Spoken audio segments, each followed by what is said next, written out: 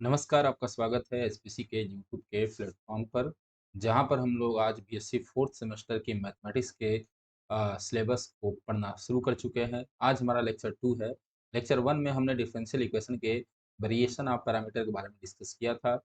Variation of parameter के कुछ part जो हैं वो बचे हुए हैं, लेकिन उसी से रिलेटेड हमारा नेक्स्ट टॉपिक जो है वो है the method of undeterminant coefficient. तो हमें आज पढ़ना है कैसे हम लोग मेथड ऑफ अनडिटरमिनेंट कोएफिशिएंट्स का यूज कर कर हम लोग अपने सेकंड ऑर्डर डिफरेंशियल इक्वेशन को सॉल्व करते हैं। तो अगर कोई डिफरेंशियल इक्वेशन आपका मानिए कि d two y upon d x square plus p d Y by D x plus q y is equal to r, अगर इस फॉर्म में है तो ये हमारा क्या होगा, सेकंड ऑर्डर डिफरेंशियल इक्वेशन है। इसी डिफरेंशियल इक्वेशन को हम लोग सॉल्व करना सीख रहे हैं, जहाँ पर हम लोग अभी तक वेरिएशन ऑफ पैरामीटर को पढ़ चुके हैं। वेरिएशन ऑफ पैरामीटर को आप एक बार पढ़ लीजिएगा, क्योंकि वेरिएशन ऑफ पैरामीटर में ही हमने आपको ये बताया है कि कैसे जो है वो सीएफ यानी कि कॉम्प्लीमेंट्री फंक्शन जो है वो निकालते हैं। अगर आप कॉम्प्लीमेंट्री फंक्शन निकालना सीख जाएंगे तभी इस टॉपिक पे जब करिएगा, नहीं तो आपको थोड़ी बहुत क्या पूरी दिक्कत हो सकती है, क्योंकि जब तक आप सीएफ निकालना नहीं सीखेंगे तब तक कुछ भी नहीं हो सकता है। आइए हम लोग चलते हैं अपने टॉपिक पर। जो आज का टॉपिक है वो है मेथड ऑफ अनडिटरमिनेंट कोएफिशिएंट। चलिए चलते हैं। देखिए ध्यान से, तो सबसे पहले आपको एक टेबल दिख रहा होगा, इस टेबल को आपको याद करना होगा। अब देखिए, अगर जो r की वैल्यू है वो x के पावर n होगा, तो उसका जो पर्टिकुलर सॉल्यूशन होगा, उसका फॉर्म जो होगा वो 2 टाइप का हो सकता है। कितने टाइप का हो सकता है? 2 टाइप का। क्लियर है? अब 2 टाइप का क्या होगा? पहला अगर होगा जब 0 जो होगा वो 0 is not a root of this, यानी 0 जो है इसका रूट ना हो, इसको आप भूल जाइएगा। दूसरा जो है क्या है कि अगर 0 रूट हो जा रहा है, जो भी हमारा इक्वेशन गिवन होगा, तब उसके लिए ये वाला यूज़ होगा। e की पावर px है, तो हमारा पर्टिकुलर इंटीग्रल ये लिखेंगे, नहीं तो ये लिखेंगे। क्लियर है? और यहाँ पे कंडीशन आपकी दी हुई है, जब p जो हो रूट हो और जब p is not a root of this equation, जो भी इक्वेशन हो, जो भी हमारा लीनियर इक्वेशन लिया होगा सेकंड ऑर्डर का, d two Y by D x square plus p d Y by D x plus q is equal to r of x, ये हमारा इक्वेशन होगा इंटू आर ऑफ एक्स, इसका root. यानी कि ये जो p है, अगर इसको सेटिस्फाई नहीं करता है तो ऊपर वाला लगाएंगे, अगर सेटिस्फाई कर देता है तो हम नीचे वाला पर्टिकुलर फॉर्म लिखेंगे। इसी तरह cos क्यू एस और sin क्यू एक्स की यहाँ पे लिखी हुई है पर्टिकुलर इंटीग्रल, और दोनों में सेम कंडीशन है कि आई क्यू अगर जो होगा वो क्या हो भाई साहब, आई क्यू जो हो इसका रूट ना हो, और जब रूट होगा तो हम लोग इस तरह से पर्टिकुलर फॉर्म लिखेंगे। तो ये हमारे इतने पर्टिकुलर फॉर्म है, इसको आप लोग एक बार देख लेंगे, क्योंकि इसी का यूज़ करके हम लोग सारे क्वेश्चन को सॉल्व करेंगे। क्लियर है? चलिए नेक्स्ट पेज पे चलते हैं और हम एक क्वेश्चन लगाकर आपको दिखाते हैं, जिससे आपका कॉन्सेप्ट जो है वो पूरी तरह से अच्छे से क्लियर हो जाएगा।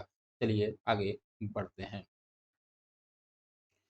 तो अब देखिए, मानिए मैंने एक क्वेश्चन लिखा, और क्वेश्चन क्या लिखा कि d square plus three d plus two, और बाहर जो है हमारा y, y is equal to हमारे पास है एक्स स्क्वायर।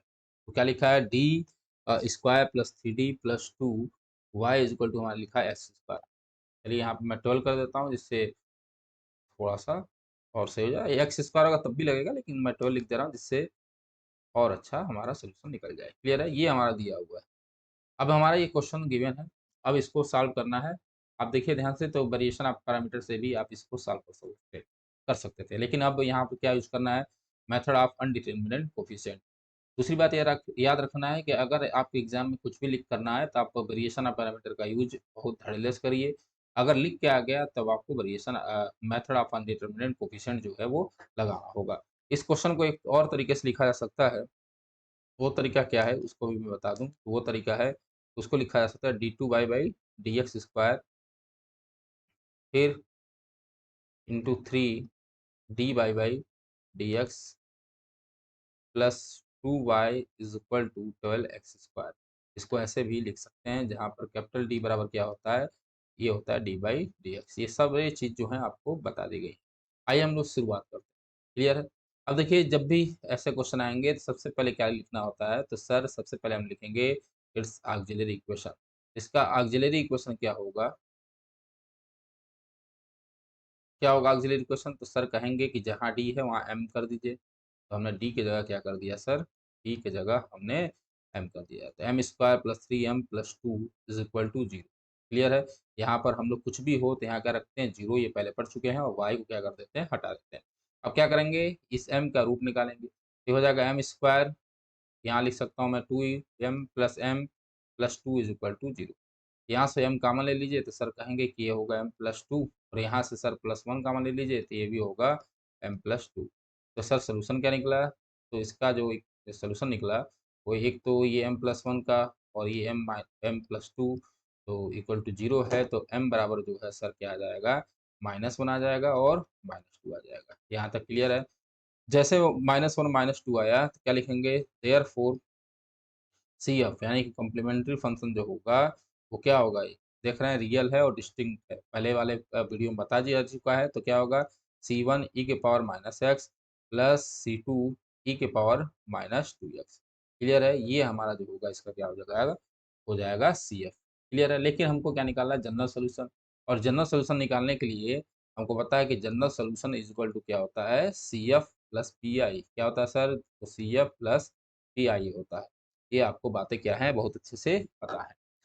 तो हमने ये सीएफ तो निकाल लिया। अब हमारा काम ये होगा कि हम पार्टिकुलर इंटीग्रल कैसे निकालें? क्या निकालें भाई साहब? तो कहेंगे सर पार्टिकुलर इंटीग्रल कैसे निकाला जाएगा? चलिए, अब देखिए जो r ऑफ x है, since r of x is equal to 12x square. r r of x जो है वो क्या है सर? 12x स्क्वायर है। क्लियर है?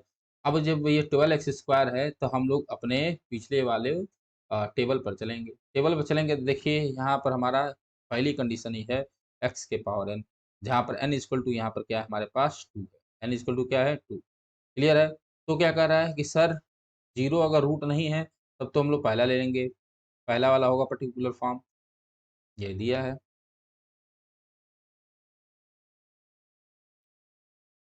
तो 0 अगर रूट नहीं है, तो पहला वाला क्या होगा सर? हमारा पर्टिकुलर फॉर्म है।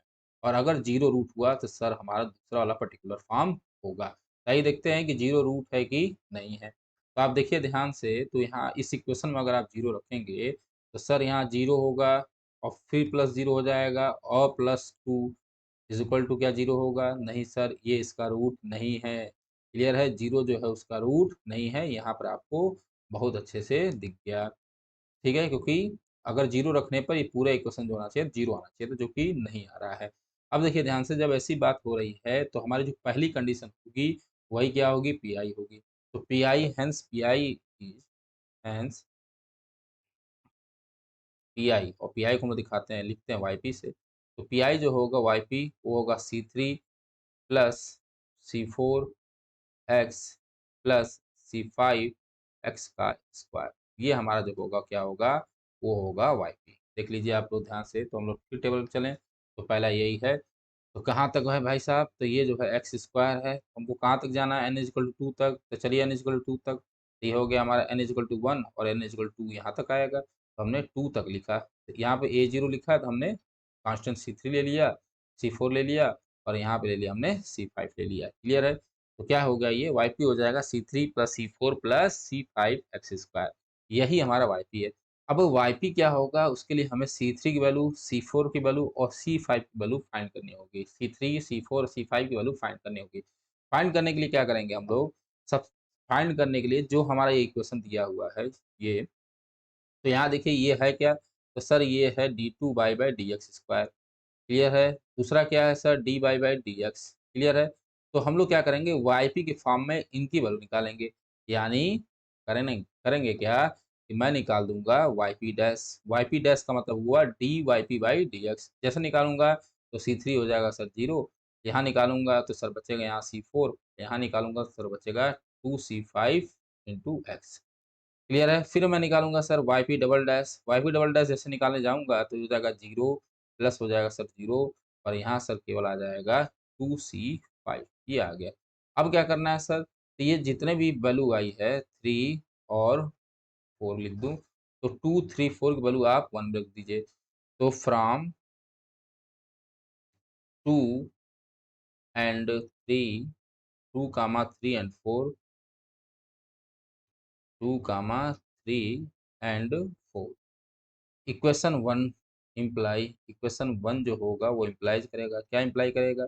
इक्वेशन 1 है क्या? तो आपको पता है इक्वेशन 1 क्या है। मैं एक बार इक्वेशन 1 लिख दूं यहाँ पे, तो वो है sir d2y by D x square plus 3 dy by D x plus 2y is equal to आपका यहाँ पे क्या था, 12x² था, तो यहाँ हो जाएगा 12x²। इसी में ये वैल्यू रखिए। तो पहला y डबल डैश रखिए, जैसे y डबल डैश रखेंगे तो यहाँ हो जाएगा सर 2c5 प्लस 3 dy/dx रखिए सर होगा c4 प्लस 2c5x। क्लियर है? फिर रखेंगे इंटू 2y तो सर हो जाएगा 2, और y कितना है सर, तो y भी है c3 plus c4 plus c5x का स्क्वायर इज इक्वल टू कितना हो जाएगा, तो सर कहेंगे 12x²। अब देखिए यहाँ से सबके में कॉमन ले लीजिए, तो यहाँ है 2c5 plus 3c4 plus 6c5x plus 2c3 plus 2c4x, यहाँ x होगा, यहाँ सर x फिर प्लस होगा, तो 2c4x प्लस क्या हो जाएगा सर 2c5x का square is equal to 12x²। Coefficient जो है हमारा x वाले को x साथ कर लीजिए, x² वाले को x² के साथ करिए। तो देखिए यहाँ पे 2c5 plus 3c4 plus 2c3 ये एक साथ हो जाएंगे, x वाले एक साथ हो गए तो हो जाएगा 6c5, फिर क्या है सर प्लस 2c4, और x जो हो जाएगा सर वो एक साथ हो जाएगा, और x² वाला सर वो हो जाएगा एक साथ हो जाएगा। तो ये हो जाएगा सर 12x²। यहाँ से कोफिशिएंट से कंपेयर करिए, तो x² कोफिशिएंट है, हाँ सर 12 है, तो क्या होगा देयरफॉर 2c5 बराबर हो जाएगा सर 12, और यहाँ से क्या आएगा तो c5 आ जाएगा हमारे पास कितना, तो c5 हमारे पास आ जाएगा 6। क्या x का कोफिशिएंट है यहाँ पे? नहीं सर नहीं है, लेकिन हम ऐसे लिख सकते हैं 0.x, तो इसकी वैल्यू कितनी हो जाएगी सर 0। तो क्या c65 plus c4, 2c4 equal to कितना हो जाएगा सर, तो आप कहेंगे सर यहाँ 0 हो जाएगा। c5 की वैल्यू रखिए, ये है हमारा 6, जैसे रखेंगे तो हो जाएगा 36 plus 2c4 is equal to 0, और जैसे ये होगा तो यहाँ पर C4 बराबर कितना आ जाएगा, तो कहेंगे सर C4 बराबर हो जाएगा -18। अगले वाले में क्या 1 का मतलब कोई कांस्टेंट है सर, तो नहीं सर यहाँ कोई कांस्टेंट नहीं है, तो ये भी क्या हो जाएगी वैल्यू 0 हो जाएगी। मैं इसको यहाँ पे लिख देता हूँ इधर कहीं किनारे, तो मैंने जो है यहाँ पे लिखा तो क्या हो जाएगा सर, तो 2c5 plus 3c4 plus 2c3 is equal to कितना हो जाएगा सर 0 हो जाएगा। अब वैल्यू रखिए, c5 निकालें आपने? नहीं सर, क्या निकला है सर, तो हमारे पास निकला है c4, हाँ, और c5 भी निकल गया। ये हो जाएगा 2 इंटू 6 प्लस 3 इंटू -18 -18, और ये हो जाएगा plus 2c3 is equal to 0। यहाँ सॉल्व करेंगे तो होगा sir 12 minus 54 plus 2c3 is equal to 0। Clear है? यहाँ से जैसे घटाएंगे तो 4 में से 2 गया सर, तो बचेगा 2c3 इज इक्वल टू, यहाँ सर बचेगा 2, और यहाँ बचेगा सर कितना 42। तो c3 बराबर कितना हो जाएगा सर, तो कहेंगे सर c3 बराबर हो जाएगा 21। तो हमारा ये वैल्यू हो गया। जैसे ये वैल्यू निकला, इस सारे वैल्यू को पुट कर दीजिए किसमें, हमारा जो वाईपी का इक्वेशन था यानी इक्वेशन 2 में। तो आगे बढ़ते हैं, तो putting value of C3, C4 and C5 in equation 2, किसमें पुट करेंगे सर 2 में। तो वाईपी क्या हो जाएगा सर, तो कहेंगे सर वाईपी जो हो जाएगा C3, तो C3 की वैल्यू कितनी है सर देख लीजिए, C3 हमारा आया 21, C4 आया -18, और C5 आया 6, तो C3 हमारा है 21, तो यहाँ हो जाएगा सर 21। ठीक है, फिर क्या है सर, होगा C4x, C4 हमारा -18 आया है, तो मैं इसको डायरेक्ट लिख देता हूँ, तो C4 जो है हमारा आया है -18x। क्लियर है? और प्लस हो जाएगा सर 6x स्क्वायर, क्या हो जाएगा सर 6x स्क्वायर, क्योंकि C5 वैल्यू कितनी है 6 आई है। ये हमारा वाईपी निकल गया। हेंस तुरंत लिख देंगे हेंस जनरल सॉल्यूशन। तो इसका जनरल सॉल्यूशन क्या हो जाएगा सर? तो जनरल सॉल्यूशन क्या होगा? वो हो जाएगा CF plus PI। General solution क्या हो जाएगा सर? CF प्लस क्या हो जाएगा? PI हो जाएगा। तो रख दीजिए CF कितना आया था उसको आप देख लीजिए। तो CF जो है हमारा आया था C1 e की power minus x, C2 e की पावर माइनस 2x। तो क्या हो जाएगा सर? ये हो जाएगा C1 e की power minus x plus C2 e की power minus 2x plus 21 minus 18x plus 6x square. This is our solution. ये हमारा क्या हो जाएगा सर? सोल्यूशन हो जाएगा। क्लियर है? हमने जनरल सोल्यूशन निकाल कर आपको दिखा दिया। क्लियर? अगर आपको देखना हो तो एक बार देख लीजिए। सबसे पहले आप क्या करिए सर? तो सबसे पहले आप पूरे फंक्शन का CF निकालना जान जाइए। CF निकालिए सर यहाँ पे CF। CF आपको पिछले वीडियो में निकालना बता दिया गया है। दूसरी बार में सर PF का जो फॉर्म है उसको देखिए कि R ऑफ X क्या है, और टेबल से देखिए R ऑफ X अगर इतना है तो क्या हमारा जो है सोल्यूशन पर्टिकुलर फॉर्म का क्या हो सकता है। तो पीछे आपके टेबल में है, वहाँ से मैंने लिया, फिर सारी वैल्यूज़ को इक्वेशन पुट कर दी और कंपेयर करके हमने C1, C2, C3, C4, 5 मतलब जो भी हमारे वाईपी की वाईपी में जितने भी कांस्टेंट थे उनकी वैल्यू निकाल कर फिर वाईपी में पुट कर दिया, तो हमारा आंसर चला आया। तो बहुत आसान सा ये क्या था हमारा क्वेश्चन था। चलिए हम लोग चलते हैं और नेक्स्ट क्वेश्चन हम देखते हैं कि उसको कैसे हम लोग सॉल्व करेंगे। अब देखिए हमारे स्क्रीन पर क्वेश्चन दिख रहा है। क्वेश्चन क्या है? तो हमारा क्वेश्चन है y double dash a square y equal to cos ax। तो चलिए इसको सॉल्व करते हैं। सॉल्व करने क्या करेंगे सर? तो सबसे पहले इट्स ऑक्सिलरी इक्वेशन बी, इसकी जो ऑक्सिलरी इक्वेशन है वो लिख लिया जाए। इसकी जो ऑक्सिलरी इक्वेशन होगी वो क्या होगी? तो हो जाएगा sir m square plus a square equal to 0। यहाँ से जैसे करेंगे तो एम स्क्वायर बराबर हो जाएगा सर माइनस ए स्क्वायर, और जैसे होगा तो एम बराबर हो जाएगा सर प्लस माइनस ए आई। क्लियर है? ये हो जाएगा रूट प्लस माइनस ए आई। क्लियर है यहाँ तक? यहाँ तक कोई दिक्कत नहीं होनी चाहिए। तो सी एफ क्या हो जाएगा सर इसका? तो सी एफ इसका हो जाएगा sir C1 cos A x plus C2 sign A x, इसका हो जाएगा सर सी एफ। अब सी एफ हो गया तो जनरल सोल्यूशन क्या होता है सर? तो आप कहेंगे सर सी एफ प्लस क्या होगा sir? P I general solution होता है। तो C F plus P I, तो हमें पी आई तो है नहीं तो हम निकालेंगे पी आई। तो फॉर पी आई देखिए आर ऑफ एक्स क्या है? तो आर ऑफ एक्स यहाँ पे है कॉस ए एक्स है। यहाँ तो कोई दिक्कत नहीं। अब देखिए ये ए है, ठीक है, और ये क्यों मैं बता रहा हूँ ये है, अभी टेबल में आपको समझ में आएगा। तो यहाँ पर क्या है सर? ए है। क्लियर है? ये हमारा ए है, इसको आप याद रखिएगा। अब थोड़ा आप अपने टेबल हमारे टेबल पे तो जैसे आप टेबल में जाएंगे सर, ये हमारा टेबल देखिए कॉस ये वाला है, और ये जो था इसकी वैल्यू कितनी थी? ए। अब क्या रह गया कि if Q I is not a root, तो ये इसका हो जाएगा सी पी आई। लेकिन अगर आई क्यू जो है अगर रूट है तो यहाँ पर सर ए आई हो गया, और ए आई ऑलरेडी वहाँ रूट है, प्लस ए आई तो रूट होगा ही। तो कौन सी कंडीशन होगी सर? तो हमारी ये कंडीशन को लेकर चलनी होगी। तो ध्यान से देखिए ये कंडीशन। तो हम क्या करेंगे, कहाँ गया? तो यहाँ पर पी आई क्या हो जाएगा सर? तो पी आई का जो फॉर्म होगा वो क्या होगा?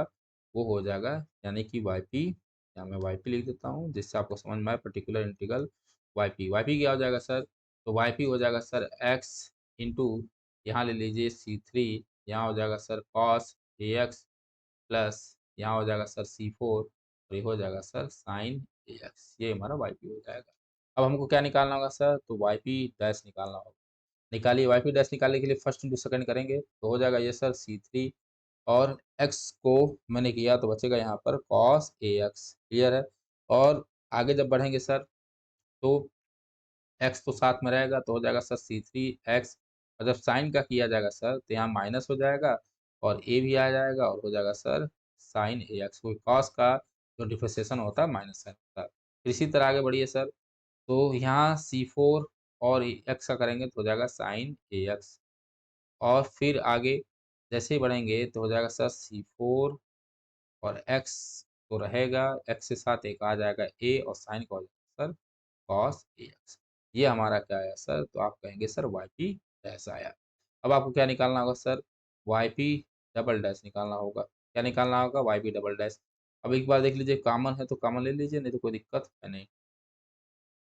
चलिए, तो हमें निकालना है क्या सर, तो वाई पी डबल डैश निकालना होगा। तो वाई पी डबल डैश निकालते हैं।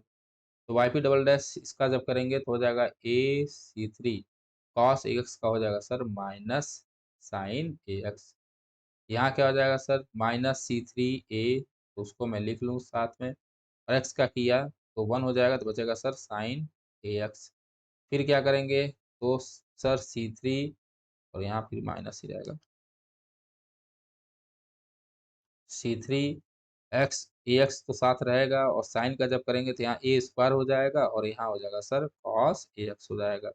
फिर आगे बढ़िए तो हो जाएगा सर सी फोर ए साथ में आएगा, और यहाँ हो जाएगा sir cos A x C four. आगे जब बढ़ेंगे यहाँ पे भी, तो मैं यहाँ से लिख दे रहा हूँ नीचे, तो क्या हो जाएगा सर सी फोर, और एक्स का करेंगे तो होगा ए कॉस ए एक्स, और जब आगे करेंगे तो माइनस हो जाएगा, और सी फोर ए स्क्वायर हो जाएगा, यहाँ हो जाएगा सर साइन ए एक्स। अब क्या करना होगा, ये सारी वैल्यू उठाकर आपको इक्वेशन वन में यानी कि यहाँ पर रखनी है। तो रखिए सर, वाई डबल डैश रखिए, तो हो जाएगा माइनस ए सी थ्री साइन ए एक्स, फिर क्या है माइनस ए सी थ्री साइन ए एक्स, तो साइन ए एक्स, और फिर क्या है सर, तो माइनस सी थ्री ए स्क्वायर एक्स, और यहाँ है sir cos A x, plus क्या है सर, प्लस है सी four A cos A X, और क्या है सी four A cos A x है ना, और माइनस है सी फोर ए स्क्वायर साइन ए एक्स। प्लस आपको क्या रखना होगा सर, प्लस आपको रखना होगा यहाँ पे ए स्क्वायर वाई, तो ए स्क्वायर वाई कितना है देखिए, तो वाई पी जो है ये है, तो ए स्क्वायर तो होगा A square C three X cos A X, और क्या हो जाएगा, तो A square C four X sine A X, और ये सारी जो है वैल्यू किसके बराबर हो जाएगी, कॉस ए एक्स के बराबर हो जाएगी। अब आपको कंपेयर करना है, तो देखिए ए square C three cos A x, तो A square C three cos A x कहीं है, तो A square C three cos A x, तो ये और ये क्या हो गया कैंसिल, ए square C four X sine x, तो A square C four sine A x यहाँ पे है, और यहाँ पे भी, यहाँ पे एक्स कहीं बचा है क्या, वाई पी डबल डैश जब हमने किया तो यहाँ पे सी फोर, तो सी फोर एक्स का हमने एक बार छोड़ा, सिंपल सी बात है, और ये cos x बच जाएगा। अब x यहाँ पे x बचेगा, सॉरी यहाँ पे x होगा, तो ये सी फोर वाला भी क्या हो जाएगा, कैंसिल हो जाएगा। ठीक है, अब बचा क्या, हमारे पास बचे एक दो तीन और चार, देख लीजिए इसमें कॉमन है, साफ साफ दिख रहे हैं, तो ये हो जाएगा माइनस टू ए सी थ्री, यहाँ हो जाएगा साइन ए एक्स। फिर आगे क्या हो जाएगा सर, तो सी फोर दो है, ये हो जाएगा कितना, प्लस टू सी फोर, यहाँ हो जाएगा सर कितना, तो ए कॉस ए एक्स, ये बचा, इजिकल टू कितना हो जाएगा सर, तो आप कहेंगे सर ये हो जाएगा कॉस ए एक्स हो जाएगा। अब कंपेयर करेंगे तो टू सी फोर ए बराबर हो जाएगा सर वन, तो सी फोर बराबर कितना हो जाएगा, वन बाई टू ए, यहाँ से कंपेयर करेंगे साइन कोई पार्ट नहीं है, तो सी थ्री कितना हो गया सर जीरो, तो सी फोर हमारा निकल गया और सी थ्री निकल गया, पुट कर दीजिए वाई पी में, तो वाई पी यानी कि किस में पुट करना है आपको इस इक्वेशन में, तो सी फोर आया है, तो वाई पी रखेंगे जैसे, तो हो जाएगा x into c three zero हो गया, तो जीरो इंटू कॉस ए एक्स हो गया, प्लस सी फोर कितना हो गया sir one by two a, और यहाँ क्या बचा सर साइन ए एक्स बचा। क्लियर है, तो सिंपल सी बात है कि वाई पी जो आएगा वो आएगा एक्स साइन ए एक्स अपॉन टू, ये हो गया वाई पी। तो देयर फॉर जनरल सोल्यूशन क्या होगा, यहाँ से इस वाई पी को उठा लीजिएगा स्टार इक्वेशन को, और साथ में यहाँ से सी एफ को उठा लीजिएगा, तो जनरल सोल्यूशन मैं यहाँ लिख देता हूँ, जनरल सोल्यूशन क्या हो जाएगा, जी एस इक्वल टू हो जाएगा सी एफ, सी एफ मतलब सी one cos A x plus C2 sign A X और क्या हो जाएगा सर प्लस में हो जाएगा एक्स साइन ए एक्स अपॉन यहाँ हो जाएगा 2 ये हमारा क्या हो जाएगा सर, ये हमारा पूरा का पूरा जनरल सोल्यूशन हो जाएगा। तो आज की टॉपिक बहुत ही मज़ेदार थी। थोड़ी-सी आपको इसमें मेहनत करनी होगी, टेबल पर थोड़ा-सा वर्क करना होगा। जब 2-3 बार क्वेश्चन लगाएँगे, तो आपके दिमाग में बैठ जाएगा, कोई दिक्कत नहीं होने वाली है। हालाँकि टेबल अगर ना देखें तब भी हो जाता है, लेकिन उसमें जो है कॉम्प्लीमेंट्री फंक्शन के आपके मामले में आपको योद्धा बनना पड़ेगा। लेकिन अभी आप योद्धा बन नहीं सकते, तो टेबल वर्क करिए। जैसे-जैसे आप कॉम्प्लीमेंट्री फंक्शन निकालेंगे, तो देख के बता सकते हैं कि कॉस एक्स का क्या हो सकता है, सीएफ क्या हो सकता है, मतलब आरएक्स का सीएफ क्या हो सकता है, क्या पॉसिबल है, वो तुरंत आप देखकर लिख सकते हैं। आपको बस और बस, केवल और केवल कहाँ वर्क करना होगा, तो सल ये जो हमारा टेबल है, केवल इसी पे वर्क करिए। और दूसरी चीज़ ये याद रखिए, कब अगर रूट होगा, तो नहीं होगा, रूट है, तो नहीं है। 2-2 कंडीशन यहाँ पे लिखी हुई है, इन दोनों कंडीशन को अच्छे से पढ़ लीजिएगा। आशा करते हैं आज का टॉपिक आपको बहुत ही अच्छे से समझ में आया होगा। जिसका नाम था मेथड ऑफ अनडिटरमिनेंट कोएफिशिएंट। बहुत ही अच्छा टॉपिक है। इससे क्वेश्चन बन सकता है आपके एग्ज़ाम में और इसलिए आप थोड़ा-सा ध्यानपूर्वक इसको पढ़ लें। आज आपका एक लेक्चर 2 था। हम पूरी तरह से प्रयास कर रहे हैं कि आपको समय-समय पर आपके पूरे लेक्चर को प्रोवाइड कराया जाए। अभी डिफरेंशियल इक्वेशन चल रहा है। आने वाले समय में हम लोग मैकेनिक्स को भी शुरू करने वाले हैं। मैकेनिक्स में हम कॉमन कैटेनरी पहले शुरू करेंगे जो कि आसान है, जो आपको और अच्छे से समझ में आ जाए। वर्चुअल वर्क भी आसान है। ये सारी चीज़ें थोड़ी बहुत शुरू करने के बाद जो है, हम लोग अपने लगातार क्लास को कंटिन्यू कर कर आपके एग्ज़ाम से पहले सिलेबस खत्म करने का पूरी कोशिश करेंगे। आशा है कि आप समझे होंगे तो कृपया करके हमारे ऊपर थोड़ा-सा वो करिए और शेयर करिए। अ, दोस्तों को भी शेयर करिए। बताइए कि सर यहाँ पर क्लास चलती है, जिससे हम हमारा चैनल जो है और ग्रो हो, और ग्रो होगा तो हमें भी हिम्मत मिलेगी, तो हम लगातार आगे ये काम अ, करते रहेंगे और इतने ही तन-मन धन से करेंगे और अच्छे-अच्छे कंटेंट लाने की कोशिश करेंगे। और कोशिश तो हमारी यही है कि अच्छे कंटेंट आपको प्रोवाइड कराया जाए और यही करेंगे। तो आज के लिए बस इतना ही। चलते हैं। जय हिंद, जय भारत।